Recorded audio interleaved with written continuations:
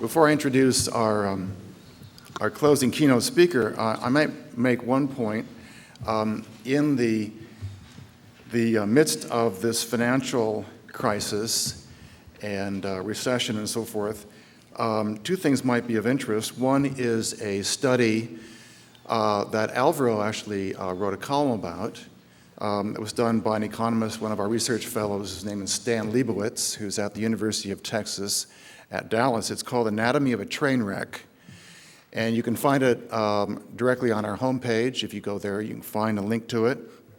It goes through the details of the policies of the U.S. government financially that essentially created the subprime crisis and what should be done about it. The second thing is one of our new books, which is another plug I'll mention, is outside, called Good Money by the economist George Selgin. And it's published by University of Michigan Press.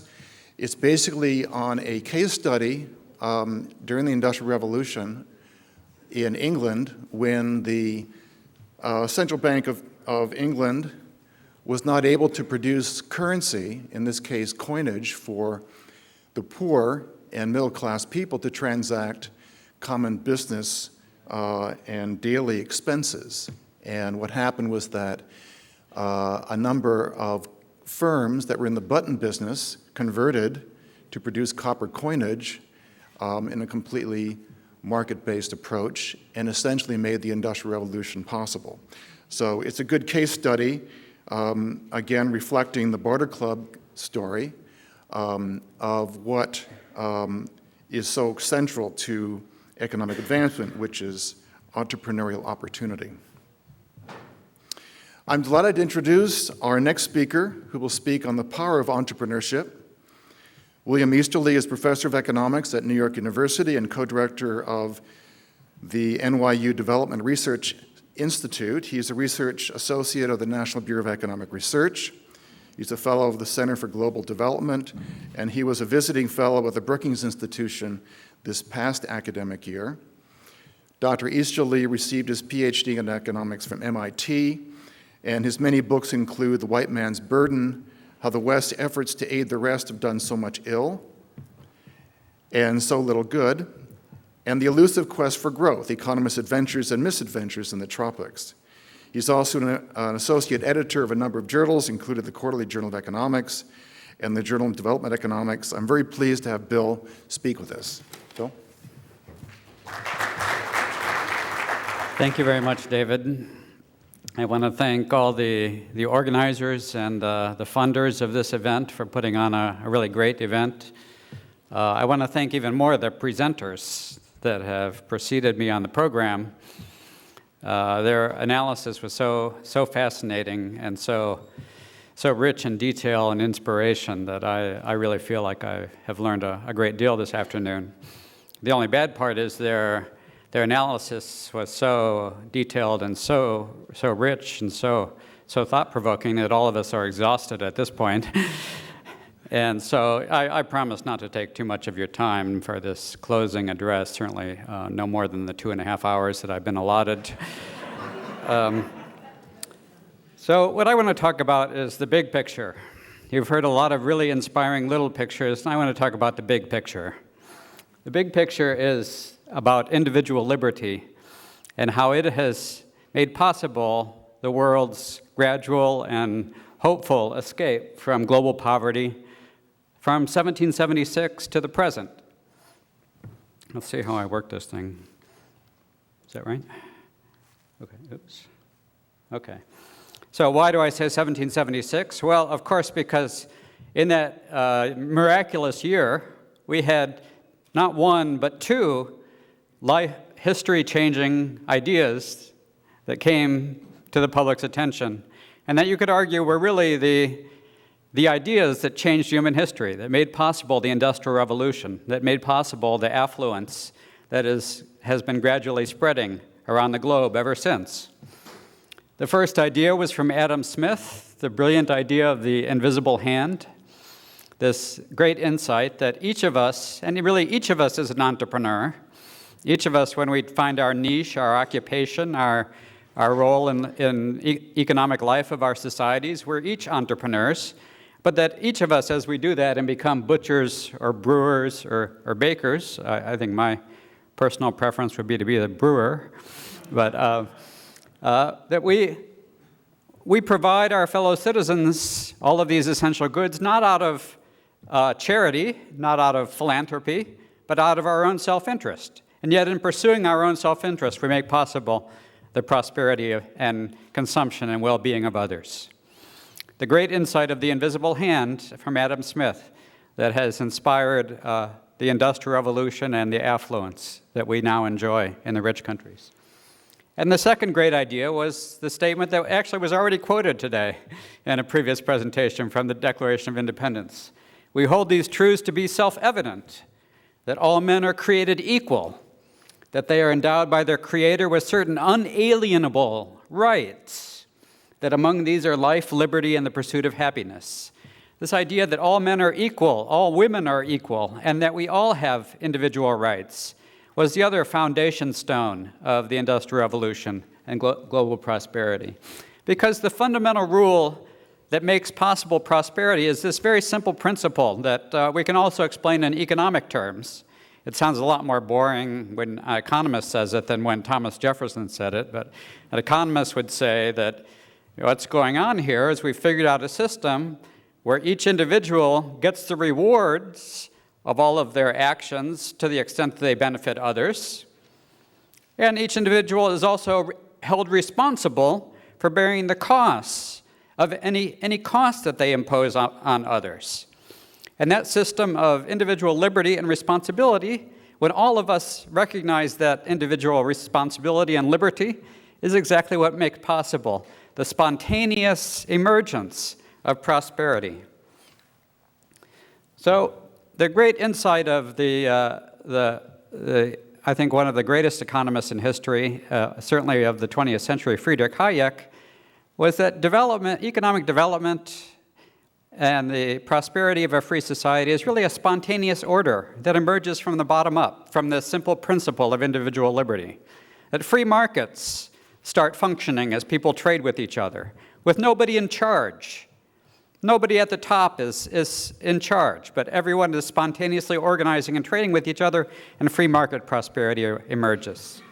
Not only that, but technological innovation is a spontaneous order, in which individual inventors discover new goods and new technologies and get rewarded economically for doing so.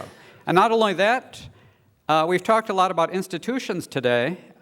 Hayek's great insight was that institutions are not something that are decreed by from the top down by wise, benevolent leaders at the top who write down the rules that everybody should follow. Certainly there's an element of top-down in the enforcement of institutional rules, but Hayek's great insight was that institutions are also, in a certain sense, a spontaneous order, that they emerge from the social norms and values and the sort of game-theoretic interactions that each of us have with each other, that we find cooperative games in which I will respect your property rights if you respect my property rights, and this can become a self-enforcing equilibrium if we have a strong enough social norm of individual liberty and respecting property rights. And this can be self-enforcing because anyone who doesn't respect this social norm gets expelled from the whole network of trades and transactions with the rest of us, and so they face an enormous loss from not respecting this social norm. So liberty is something that is an internal value. It starts with an internal value in the hearts and minds of men, and then emerges upward into institutions and markets. Now, spontaneous orders can also be very scary because, free individuals can also get caught up in sort of mob panics, or they can get caught up in herd behavior, where everyone is selling in the stock market because everyone else is selling. There can be bubbles and there can be crashes. These are inescapable features of financial systems. And of course, this is also often aggravated by very ill-thought-out government interventions, which makes things worse. And financial crises are actually, I'm obviously talking about this because we're in the midst of one of the worst financial crises of the 20th century, Financial crises actually are an equal opportunity menace, in the words of a recent paper by Carmen Reinhardt and Kenneth Rogoff, that actually financial crises happen to everyone. This is just an unfortunate feature of financial systems, that they all have financial crises. In fact, they happen to both rich and poor countries. They happen to heavily regulated countries and to lightly regulated countries. They happen to free market economies, and they happen to state-planned economies. So what is it that distinguishes us from other countries as far as financial crises? Because we're also scared about this financial crisis right now. Well, what distinguishes us as Americans, for example, who have had a free society for a long time, is that when we have a financial crisis, even the worst financial crisis in history, the Great Depression, was just a blip on this long-run trend. And after the Great Depression, we returned exactly to the same old pre-crisis trend that we were at before. That is the sign of a successful free society, is stable long-run growth with occasional panics and crises. So my message today is somewhat unpopular and nobody's ready to hear it, but it's really that what we're going through right now is normal. It happens every 25 years or every 50 years, and we're going to recover and we're going to get back on the same old trend. So calm down, everyone. It's going to be okay. We're a free society and we're going to prosper. Now, unfortunately, that kind of insight was not really widely accepted after the Great Depression, which was very unfortunate because those were the formative years of development economics. So the formative years of development economics were scarred by the memory of the Great Depression. And so development wisdom, as it emerged in the 1940s and 50s, had all of these crazy concepts that were imported straight from the trauma of the Great Depression, and that had ignored the long-run history of free societies that have been growing for 2 centuries. So one of the most famous development economists, Sir Arthur Lewis, invented this concept of surplus labor, which was kind of an insulting concept, because what it means literally is there's a large fraction of society that are producing nothing. They have zero value to society. I think that's a fairly insulting way to talk about people, but that was an accepted way to talk about development in the 1950s. And that people were so, lacking in initiative or incentive or self-motivation that they were literally useless people. We should have called, if he had been more honest, he would have said useless people. And then he also, in a United Nations report issued in 1951, was also extremely doubtful about the entrepreneurship that we've been celebrating today. He made this remarkable statement that an individual entrepreneur's knowledge of the market is bound to be insufficient because he cannot have all the data that would be available to the planning board. The planning board knows so much more than the entrepreneurs, Well, the planning board people that I knew at the World Bank, if that's true, then I really feel sorry for the entrepreneurs. So these insulting concepts of poor people, that they are, first, they're useless, they produce nothing, and second, they're totally clueless as entrepreneurs. They don't even know as much as your lowly paid government bureaucrat in the planning board. And so obviously this is not a view of humanity that was real conducive to making individual liberty the foundation stone of development. So that's why development sort of started off as, unfortunately, totally neglecting the whole concept of liberty for the poor, liberty for poor people. So that's why today's talk is called Free the Poor, because the poor, from the very beginning of development economics, have not been recognized as having the right to liberty. They've been patronized. They've been portrayed as victims that need the help of development experts. Development experts are rewarded for ideas like this by getting the Nobel Prize in economics for Sir Arthur Lewis. And so the expert view was these poor, clueless entrepreneurs were not going to amount to anything unless outside experts came in and gave them a lot of foreign aid and a lot of planned industrialization through state enterprises, which in every sector investing simultaneously, which was known as the Big Push. So the answer for development was just a big push of foreign aid and top-down state planning. And this is what was predicted to happen in those countries that got the most aid, because we had actually, Sir Arthur Lewis was nice enough to leave us a precise numerical model where we could calculate exactly what he expected to happen. Here's what he expected to happen in the poorest countries. The blue line is what actually happened. Now, I don't want to go into real abstruse technical details here. We need certain statistical techniques to tell whether two lines are different. I'm just going to assert without proof that these two lines are different.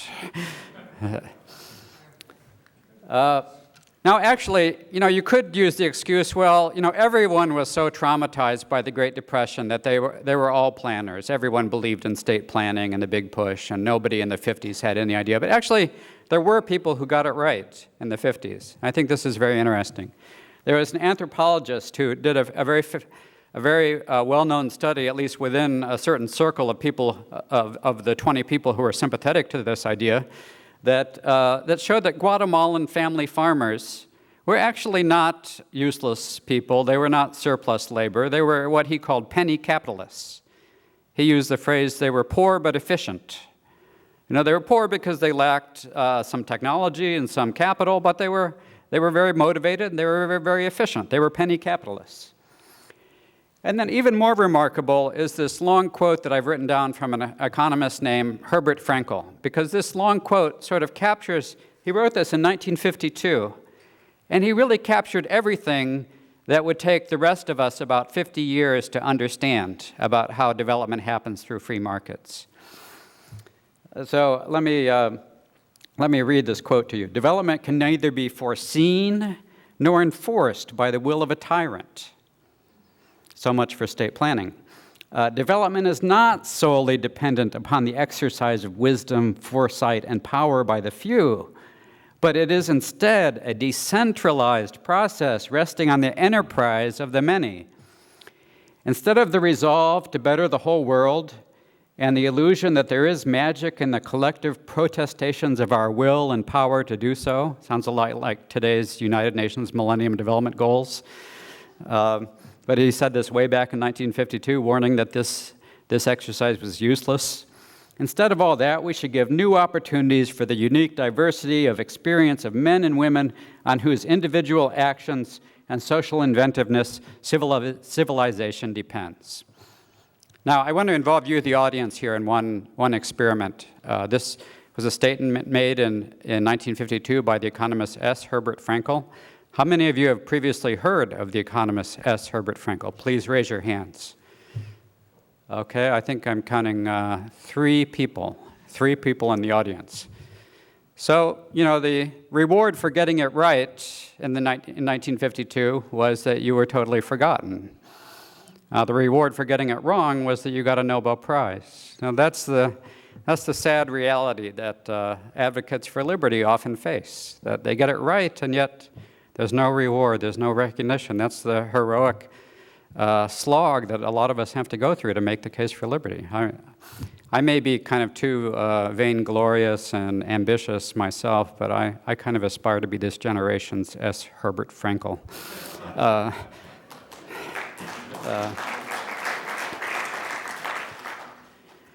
So let me give you some more sad chapters to the long history of development expert. This whole mindset that we can't trust poor people, there's no individual liberty for poor people, led to the mindset that development experts were the answer. Well, there was structural adjustment, which was sort of an attempt to sort of plan a market. That if you say the words free market and you're a bureaucrat for the World Bank, suddenly you have the right to do top-down planning. And you can, try to implement a market. Well, as President Quiroga and many others said today, that was a disaster. That didn't work out well for Latin America, where the part where they started to plan a market is where Latin America started deviating from its long-run trend. The attempt to plan a market in the former ex-communist countries, except for Estonia, which did not plan a market but was a homegrown, spontaneous market. There was the worst depression in history from experts trying to plan markets. So I have to speed up here a little bit, but what has happened is that we have in the new millennium, this sorry experience of 50 years of failure, development experts, is we're actually finally starting to admit that we don't know the answer. That the 50-year-old cult of the development expert is over. So I don't want to brag, but I was one of the first ones to confess total cluelessness as to what causes development. Then, luminaries like Harberger said, we don't know what causes growth. A long list of famous economists said, we don't know what causes growth. Roderick said, we don't know what causes growth. Solow said, we don't know what causes growth. So then the World Bank decided to spend $4 million on a study on what causes growth. And they interviewed every economist they could think of in the world, and they wrote a 300-page study that was released a few months ago this year. And I'm trying to summarize this. So this is the World Bank Spence Growth Commission for you. And so you can see in these quotes, I've kind of put in some ellipses, ... where I sort of take out the unnecessary words and try to give you the conclusion of the study. So I did the same process with the World Bank Growth Commission report, and here's what their main conclusion was. I couldn't find any content, so I was just left with the ... So now we know experts do not bring development. And Hayek told us a long time ago why. The growth of reason is based on the existence of individual differences. Its results cannot be predicted. We cannot know which views will assist this growth and which will not. To plan or organize progress is a contradiction in terms. And here's the words that I wish everyone now would accept after 50 years of failure. Individualism, that is individual liberty. Individual liberty is an attitude of humility before this social process. It's the exact opposite of that intellectual hubris which demands comprehensive direction of the social process.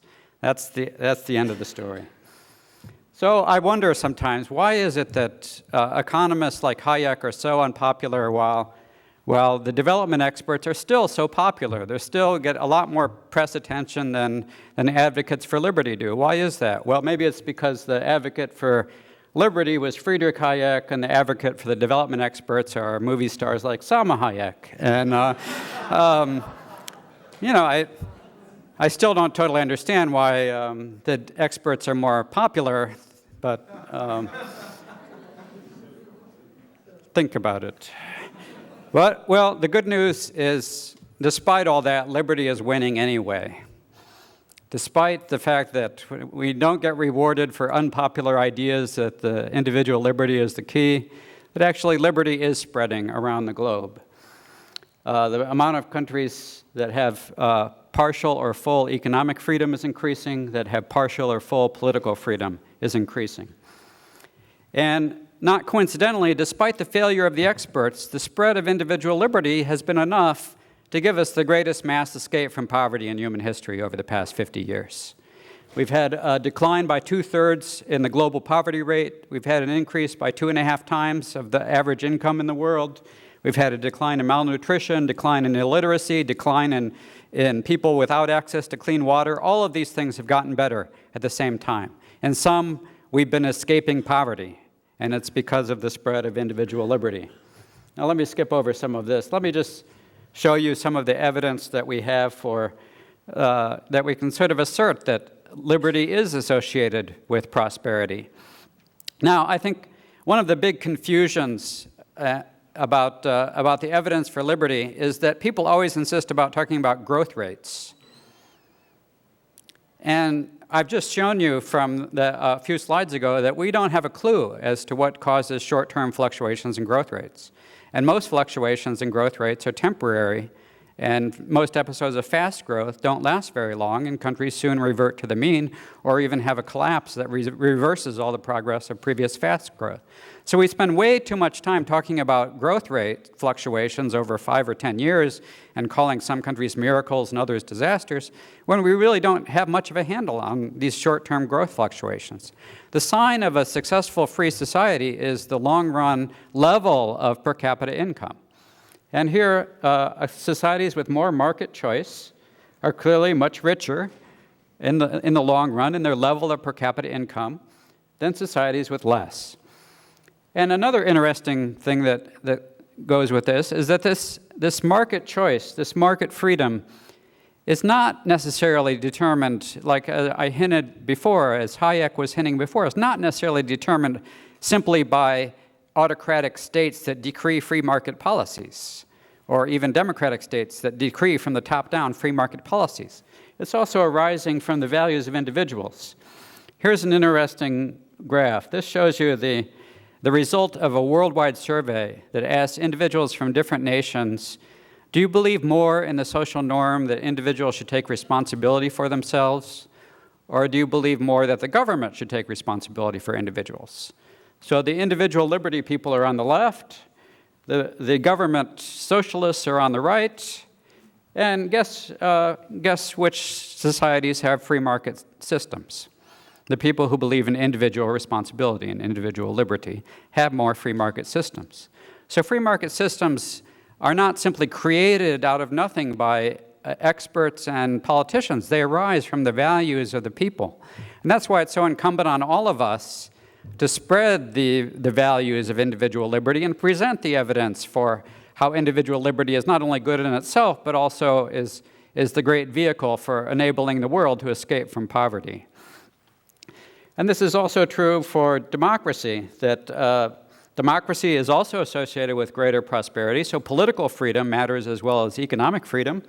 And also democracy is also associated with a belief in individual responsibility, in individual liberty. The societies that believe in individual responsibility are the democratic societies. So let me close now with just, we've heard a lot of anecdotes today, and I wanted to give you one U.S. anecdote about, an example of individual opportunity in a free society. This is an anecdote about a baby named Nathan, who was born in 1927 in what you might think of as America's own third world, the state of West Virginia, deep in the Appalachian Mountains. His father, a lowly paid lumber inspector, died from tuberculosis when he was 2 years old. His mother, named Dora, was left to support 2 sons right in the heart of the Great Depression. Now, you heard about how the development experts thought that the poor were always stuck in a poverty trap. If there was ever a poverty trap, then this was clearly a poverty trap. But Dora, fortunately, did not know any development economics. She worked so hard that she got her son, Nathan, into West Virginia University to get a college degree.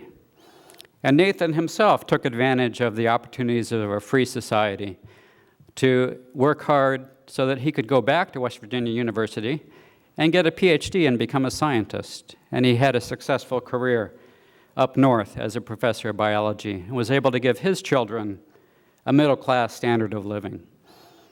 Now, I know this story because I'm one of those children. Nathan's my father.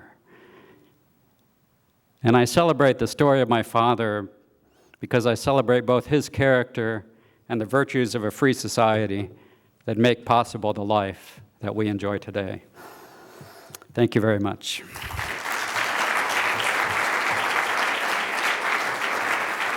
Thank you, Bill. That was just spectacular. I want to thank Bill and Jorge for their keynote talks. I also want to thank Alvaro and Gabriel for organizing this program for us, and all the authors who worked so hard and participated in making the book Lessons from the Poor possible, as well as the book Vietnam Rising by Bill Ratliff, who was gracious to join with us as well.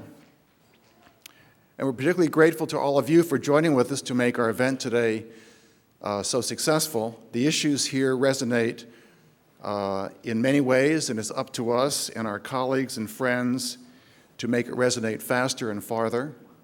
The issues are not trivial, and the stakes are huge. Copies of Lessons from the Poor are available at the registration table at a 25% discount. There's no upper limit to how many copies you can buy until we run out. Also, if I could ask the panelists to take seats out there, because we'd like to make autographing available to those who buy copies. And I'd like to invite you all to visit us at independent.org. We also have a weekly email newsletter called The Lighthouse, which you're all invited to receive, and I think you might enjoy it. And I want to express, again, our gratitude to everyone who is involved in today's program, including the Atlas Economic Research Foundation and the John Templeton Foundation, who were so helpful. So thank you again for joining with us, and we hope to see you at our next event.